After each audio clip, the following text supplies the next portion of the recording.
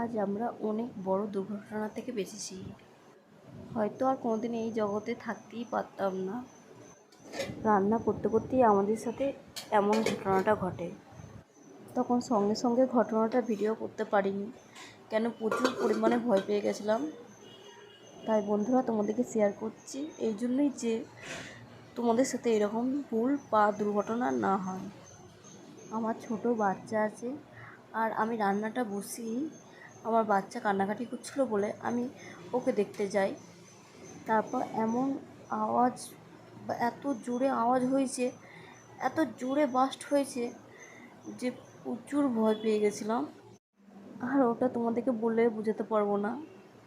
দেখছো আমার পাইপ লাইনটা এইরকম করেই করা হয়েছে, এখানে একটু টান পড়ে তার জন্য পুরো ফেটে গেছে। আর এত জোরে আওয়াজ, তখন আমাদের কথা বলার মতো ক্ষমতাও ছিল না।